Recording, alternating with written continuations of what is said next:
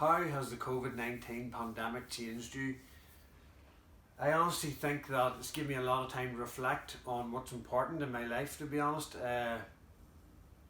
You know, the music industry can be relentless and you're sort of on a train and in a bubble as such, and you're working that hard that sometimes you need to take a step off that and realise how important other things are around you. And I think it's taught me the importance of balance in my life, the need to look after my body. My time is extremely limited and it won't come around again. So to spend that time in the best quality way possible, not everything's about work. So yeah, to answer it in a short way, I would say the pandemic has taught me the importance of balance in your life and to spend time with the people that matter, really, to give them the quality time that they deserve. What did you do during lockdown besides making music to keep yourself sane? I actually started mountain walking, which I found very therapeutic for me and something I didn't think that I would enjoy, but getting out amongst nature and fresh air and up in the mountains and you know, it's a really tranquil place to be for me, and I think it's really good for the mindset. And again, speaking about balance, this is something that has helped the balance in my life massively. I'm also massively into construction. If anybody follows me on social media, they will know. So I've been keeping busy doing bits and pieces of home improvements and construction and things like that. I find these things really good for my mindset because they're total opposites to what music is. So it's taken myself, but there's still a creative process involved. So you're taking yourself from one field to another, and they both work hand in hand for me as far as creativity is concerned. So yeah, mountain walking and DIY or home improvements, whatever you want to call it. Of all the tracks you have made during the COVID lockdown, which one are you most proud of and best describes your sound? To be honest, I've been stockpiling most of my music for a special project that I'm working on, and I would say the one that I did make, which was just at the start of the lockdown pandemic, was a collab with a good friend of mine, Billy Gillies. We both hit the studio and we made a track called Rhino, and it was a very up-tempo Tech Trance type of track with a really, really euphoric breakdown, lovely lush chords, and then it just goes into pure mayhem. So yeah, I think that one is pretty much describes my sound basically, which is sometimes tacky and sometimes uplifting and sometimes a blend of both. So both styles of music and both genres of music is what it's about for me. So that track, I think, is a good representation of my sound. Describe your sound in one sentence. Yeah, I would say it's dance floor orientated, energetic club music. Which artist currently inspires you, and which artist inspired you when you first started to make music? Currently at the moment I'm listening to a lot of techno, guys like Jay Lumen. A lot of the drum code stuff I think is like veering towards the old Tech Trance sound that I fell in love with, the old Sander Van Doorn, Marco V sort of vibe. I think drum code is pretty much going that direction now, and I find it really fresh. I love, like, I don't even know if it's progressive house or melodic techno, what it is, but I love Frankie Wah. Really love his old school sort of sound. Gen X as well has been making some really great old school laced tracks, which I really like. Guys that got me into production and into music from the start, I could name 50 guys, but I would say the main ones for me are guys like Carl Cox, Pablo Gagano, Paul Van Dyk, and you know, all those sort of guys from that era were all instrumental in their own way. Tony DeVitt as well, amazing DJ and a pioneer of the sound. So for me, all those guys in their own way, I took like a wee piece of each one of their sound and I sort of made my own sound based on a collection of all those different artists together. Carl Cox was a hardcore DJ, of course, when he first started out, which I was as well, and then he progressed into techno. So when I was listening to Carl Cox back in the day, he was a full-on hardcore DJ. So yeah, all those guys have been pretty much instrumental in shaping my sound over the years, and those current guys is sort of the vibes that I'm feeling right now. If you could collaborate with any artist in the world, who would it be? Tough one actually, because I have my own sound and I sort of push the trance and the tech trance, but if I was to do a collaboration, I would like to push myself out of the box and do something completely different, just to test myself musically and in the studio. I think BT would probably be someone that I would really love to collaborate with. I find his sound very, very polished, very interesting, an absolutely amazing producer, and a pioneer also of his unique sound. So yeah, I would say BT is a guy that I would love to. I would love to even just sit in the studio with him and watch him for like a day and see how he goes about his music. I find that the stuff that he does, the glitchy stuff and whatever, very, very interesting and very unique. So yeah, BT is someone that I would love to collaborate for sure. Top 3 gigs of my career. That's a really tough one. There's been so many gigs over the last 10 years since I first started touring. But I would say, just in particular for highlight reasons and milestone reasons, I would say the first Subculture tour of Australia was myself, John, Sid Von Rail, and it was just an amazing experience for me because obviously it was the first real international tour that I'd done, and it was such a great tour.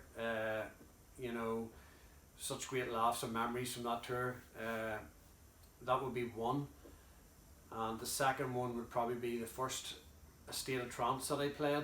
I think it was 600 or 650, I'm not actually sure, but that was like a massive milestone for me, playing that show, and you know, the excitement and the build up of the set and everything was just like incredible as an up and coming DJ to get booked for that.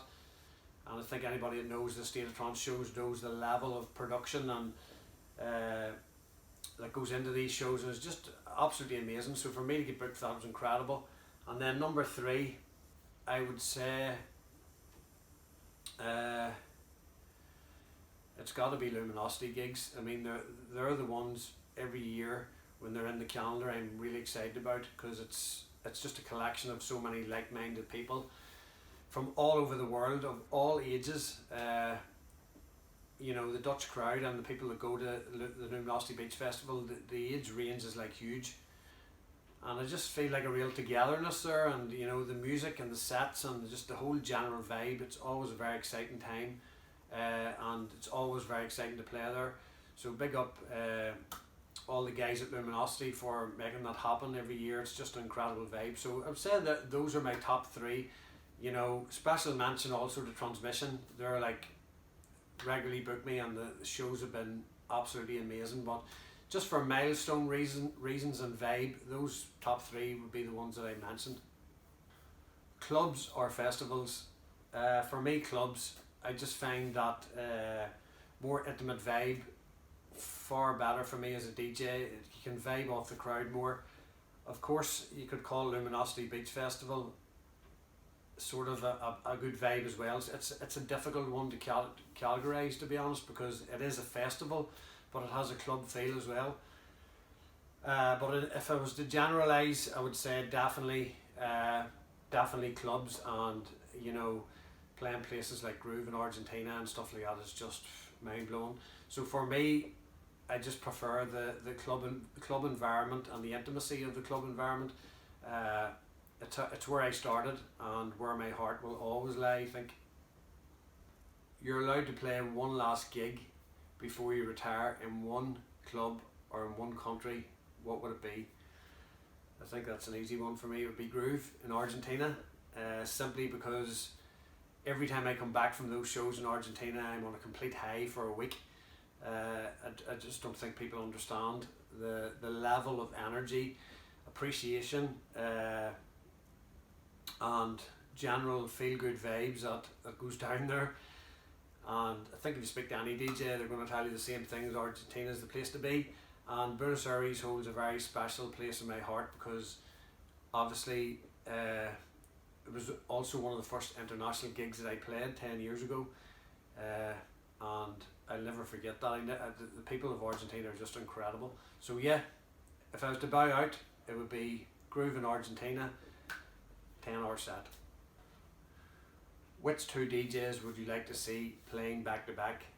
I'm going to answer this as DJs dead or alive, or past, present, future, whatever. That's how I'm going to answer this one. So for me, it would have to be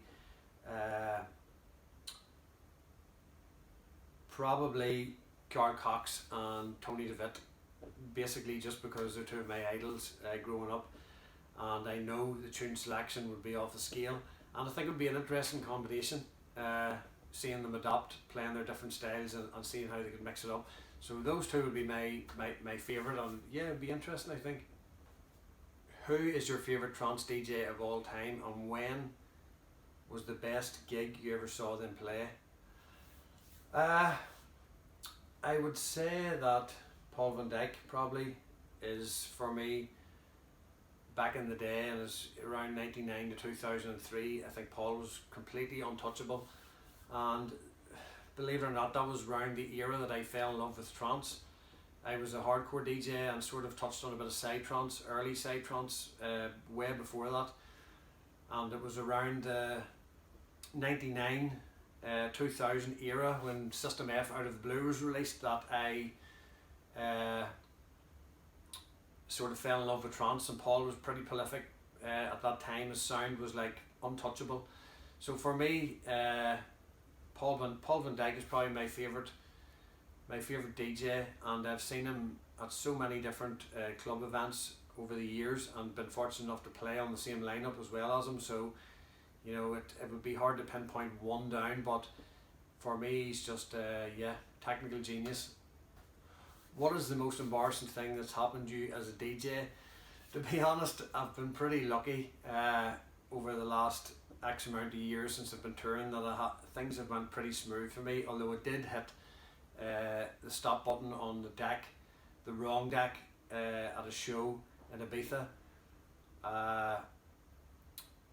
And yeah, I done the normal DJ thing and just pretended there was something wrong with the deck. So yeah, it was a bit of an embarrassing moment, but these things happen. You just have to, you know, lift yourself up, move on, and it's part and parcel of working with technology, I suppose. And when there's alcohol involved, it's never a good mix also. Singles or albums? I mean, this is an argument that could go on for days, but for me, I think both have their place in the career, and for sure, like, singles are good if you're just looking to top up your career and keep things going, but an album is also more an artistic thing where you can get to express yourself musically. For me, if you're a true producer and a true artist, an album is something that everyone should do. I'm fortunate enough to have made an album in 2015, my debut album, and who knows, maybe there's another one coming, but for now, yeah, I think like they both have their place in people's careers for sure. And you know, it's something to be very proud of, holding an album in your hand, something you've made, a collection of music that, you know, not everyone can make an album. It's very, very difficult. I think it's underestimated how hard it is to make one. You know, the prospect of 10 to 15 tracks on an album might seem easy at the time, but when you're trying to facilitate a career and singles as well as making an album along the way, it's tough. And for me, it's, if you finish one and you make one, you should be very proud of it. It's an achievement. From the time you started to produce music, how long was it before you made your first record, and what was that record? About 12 months, I think, and I made my first track, and it was a track called The Future. For me, it was a sound, I was sort of confused in a way what sound and direction that I wanted to go, and the track was actually signed to Good Grief Digital at the time, and then after that I made my first EP, which was Back to Berlin and Checkpoint, and Paul van Dyk's band that picked that one up. So I would say like a full year and I made my first track, and for me, I think I picked it up pretty quick because I'd been DJing for 15 years prior, so my knowledge of sort of what works on the dance floor and things like that sort of came in. I brought that to my production game, and I think that's something that's very important, because you have like a lot of guys who can produce music but they're not DJs, so they don't know what should happen when, and what they don't know how to anticipate reactions on the dance floor. And I think it's very important to be a DJ first and then a producer, to know how records should be made and work on the dance floor. I know some amazing producers and they've made some amazing songs, but they just don't transpire to the dance floor. I think there's a real skill in that, and something that you can't really teach anybody. It has to come from experience. Do you still play that track in your sets today? Actually, no. Like I said, my sound has really progressed over the years and took a different direction completely. I think that track was 132 or 136 BPM. It was a more progressive-y sound, simply because I just was finding my feet. But to answer the question, no, I don't play that track in my sets now, because my sound has completely changed and progressed and more banging, and it just wouldn't sit well in the sets now, I think. Favourite 3 albums to chill out to? Definitely Left Field, Leftism, Sasha and Digweed, Northern Exposure, and I would say, yeah, anything sort of like hip hop orientated from back in the day, old school, Dr. Dre, NWA, anything of that sort of vibe is what would be in my CD collection. I would never leave it, and I find very relaxing. So multiple hip hop albums. I don't think I could pinpoint one. There's just so many great ones out there that I really love, and I would say the Sasha and Digweed, Northern Exposure, and Left Field, Leftism. When on tour, what is the one thing you could not travel without?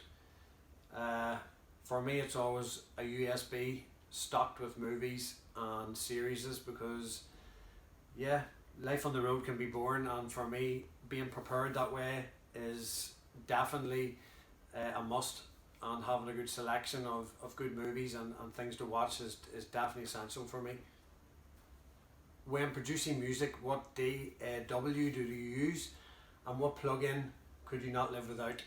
I use Logic Pro X, and I would say the plugins that I couldn't live without are probably the Sound Toys bundle. I use it on everything. They have like Crystallizer, they have Echo Boy, and like a whole collection of different plugins, distortion plugins, and I think I use on every single channel one of those plugins. I just find them very, very unique, and yeah, I think they're essential to my sound and production.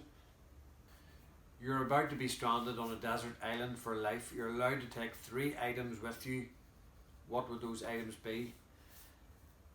My laptop full of tunes, headphones, and my wife. Please give a dedicated message to the dedicated fans of Tranceportal. Just want to thank you guys for the support. I know it's been a tough year for everyone, and I think things are going to come back strong, and people should support the artists and really get behind everybody again to sort of give the scene a resurgence that it really needs after such grim times. I'm sitting here in my hotel room in Australia, in Sydney, looking forward to playing a 3-hour set tonight. It's my first show in well over a year, and I'm absolutely buzzing for it. Really can't wait. So again, guys, thanks for all the support over the years, and hopefully I'll see you very soon on a dance floor somewhere. Stay safe, guys.